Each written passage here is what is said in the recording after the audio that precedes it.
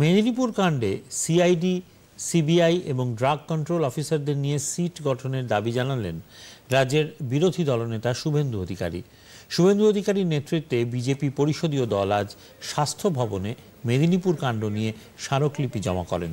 পরে শুভেন্দু অধিকারী বলেন, আরজি করের মতো সিআইডিকে পাঠিয়ে তথ্য প্রমাণ লোপাটের চেষ্টা করা হচ্ছে।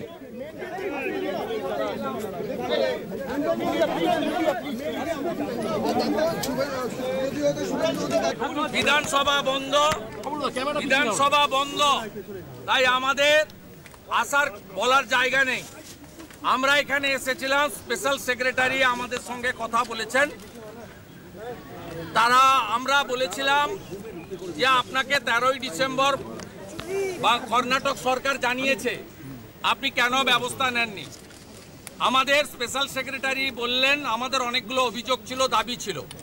তিনি প্রথমত আমাদের দাবি আমরা বলিনি, আমরা বলেছিলাম স্টেট গভর্নমেন্টের হাইয়েস্ট চেয়ারের উপরে অ্যালিগেশন, আপনারা যে ইনভেস্টিগেশন করছেন, সিআইডিকে পাঠিয়েছেন আরজি করের মতো, এখানেও এভিডেন্স ডিস্ট্রয় করার জন্য পাঠিয়েছেন।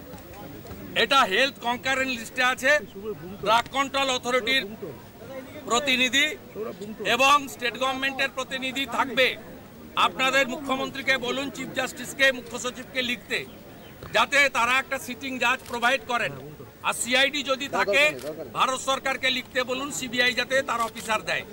সিট বানান, সিআইডি, সিবিআই, সেন্ট্রাল গভর্নমেন্টের ড্রাগ কন্ট্রোলের প্রতিনিধি, আপনাদের যারা SMIS তার প্রতিনিধি হেলথের, এবং এটা লিড করুক একজন সিটিং জাজ। তার জন্য অনারেবল চিফ জাস্টিস ক্যালকাটা হাইকোর্টকে চিফ সেক্রেটারি লিখুক। এটা আমরা বলেছি, তিনি কোনো উত্তর দেননি।